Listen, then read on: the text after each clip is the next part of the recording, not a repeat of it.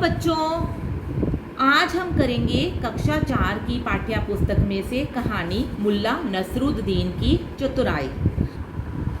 तो इस कहानी में हम पढ़ेंगे कि 17 गधे थे और उनको 3 किसानों के बीच कैसे बांटा जाए।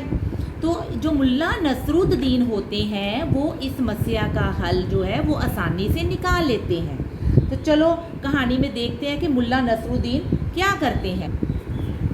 एक दिन मुल्ला नसरुद्दीन जो थे वह अपने गधे पर बैठकर बाजार जा रहे थे। बाजार में उन्होंने देखा कि 3 किसान थे और आपस में झगड़ा कर रहे थे। उनको देख के जो मुल्ला नसरुद्दीन थे वह वहीं रुक गए और वहाँ खड़े होकर वे उनके झगड़े के कारण को जानने की कोशिश करने लगे। तो थोड़ी देर में किसान जो थे उनका झगड़ा इतना बढ़ गया कि उन्हें अपने झगड़े के निपटारे के लिए गांव के प्रधान के पास जाना पड़ा।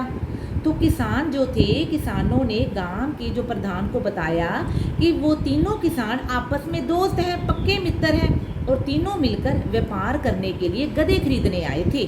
तो तीनों किसानों ने मिलकर एक व्यापारी से 17 गधे खरीदे थे।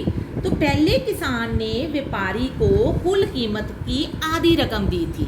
मान लो अगर 100 रुपये दिए होंगे तो पहले किसान ने उसको आधी रकम मीन्स 50 रुपये दिए होंगे। तो फिर दूसरा किसान जो था उसने कुल कीमत का तीसरा हिस्सा दिया था। तीसरा हिस्सा मीन्स 100 का तीसरा हिस्सा लगा लो 30 या 35 रुपीज़ हो गए।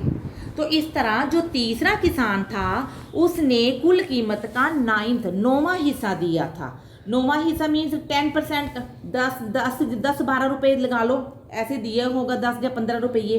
तो अब उन्हें समझ नहीं आ रहा था कि वे गधों का बंटवारा कैसे करें। तो गांव के प्रधान जो थे उन्होंने भी बहुत हिसाब किताब लगाया कि पहले किसान ने देखो उसकी आधी रकम दी है तो 17 गधों का मैं कैसे बांटूं, इनको आधे गधे कैसे दूं। 17 गधे थे, 17 गधों का आधा देखो बेटा कैसे बनता है 17 का, है ना। तो उन्होंने काफ़ी हिसाब किताब लगाया लेकिन वो इनकी समस्या का हल निकालने में नाकामयाब रहे। फिर भी वो कोई उनका हल नहीं निकाल पाए।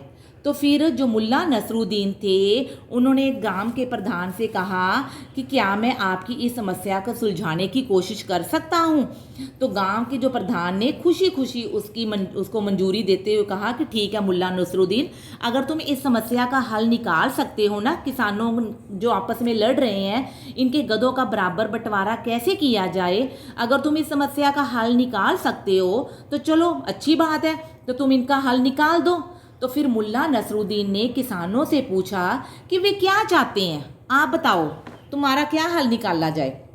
वे बोले कि हमें ना अपने गधों को इस तरह बांटना है कि हम अपने गधों को इस तरह बांटने चाहते हैं कि जैसे हमने व्यापारी को पैसे दिए ना उस हिसाब से हमें हमारे गधे मिल जाए।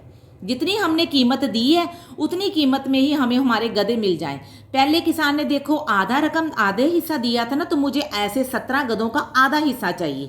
दूसरे किसान ने 9वां हिस्सा 1/3 हिस्सा दिया था तो मुझे तीसरा हिस्सा गधे का चाहिए। और तीसरे किसान ने कहा कि मैंने तो उसका 9वां हिस्सा दिया था तो मुझे तो 9वां हिस्सा चाहिए। तो मुल्ला नसरुद्दीन ने कहा, तो वो थोड़ा सोचने लगे। मामला तो बड़ा इंटरेस्टिंग था, दिलचस्प था और लोगों की भीड़ भी इकट्ठी हो गई थी कि अब ये बंटवारा कैसे होगा, गधे तो 17 है। तो मुल्ला नसरुद्दीन ने गांव के प्रधान के साथ और लोगों को सबको वहां चलने के लिए कहा जहां वो गधे खड़े हुए थे।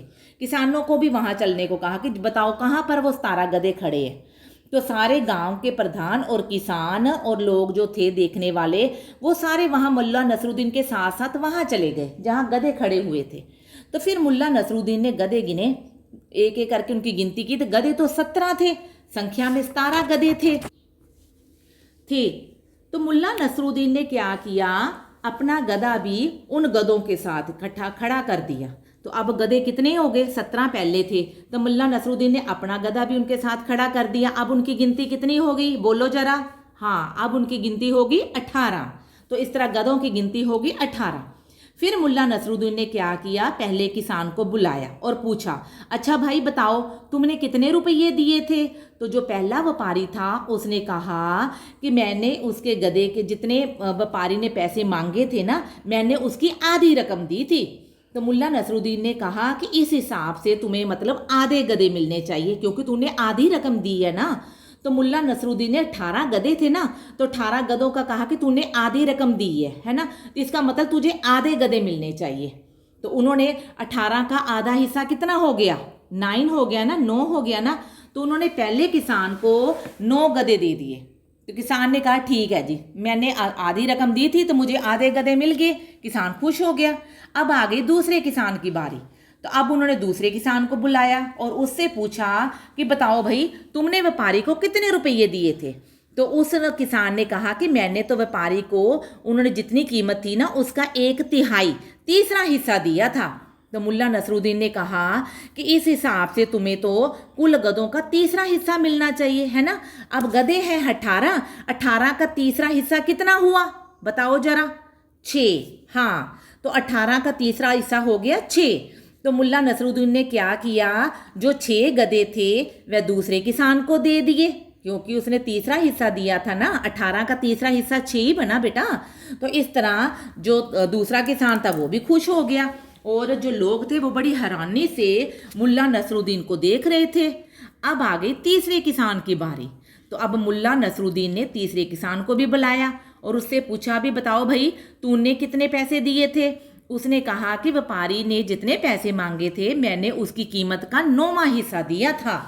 तो मुल्ला नसरुद्दीन ने कहा इस हिसाब से तुम्हें जितने गधे हैं उसका 9वां हिस्सा मिलना चाहिए, है ना। 18 गधे थे ना, तो उसका 9वां हिस्सा मिलना चाहिए। 18 का 9वां हिस्सा कितना हो गया बताओ जरा, 2, 9 2s are 18 होता है ना।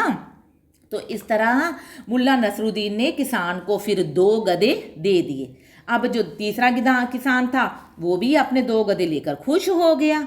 अब कितने बच गए बताओ जरा, पहले किसान को कितने मिले थे बताओ बेटा, 9, है ना। हाँ, तो दूसरे किसान को कितने मिले थे, 6। अब तीसरे किसान को कितने मिल गए, 2। 9, 6 और 2 कितने बन गए बताओ, 17। तो गिनती पूरी होगी ना 17 के 17 गधों की। अब जो मुल्ला नसरुद्दीन थे उनका जो एक गधा बाकी रह गया था, क्योंकि उन्होंने भी तो अपना गधा बीच में खड़ा किया था ना। अब जो एक गधा रह गया था वह जो गधा था वो मुल्ला नसरुद्दीन का ही था।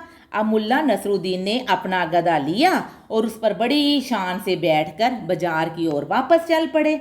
इस तरह गांव के जो प्रधान थे और जो सभी लोग थे इसका हल जो देख रहे थे, इन सब बातों को देख रहे थे, सारे हैरान हो गए कि मुल्ला नसरुद्दीन ने तो झट से इसका हल निकाल दिया। किसान भी खुश और सारे लोग भी खुश हो गए कि वाह वाह, और मुल्ला नसरुद्दीन की तारीफ करने लगे और उसकी वाह वाह करने लगे कि मुल्ला नसरुद्दीन ने देखो कैसे किसानों के झगड़े को झट से उनका हल निकाल दिया। तो इस तरह बच्चों ये कहानी यहीं समाप्त होती है। आशा है आपको कहानी अच्छी लगी होगी और समझ भी आ गई होगी। धन्यवाद बच्चों।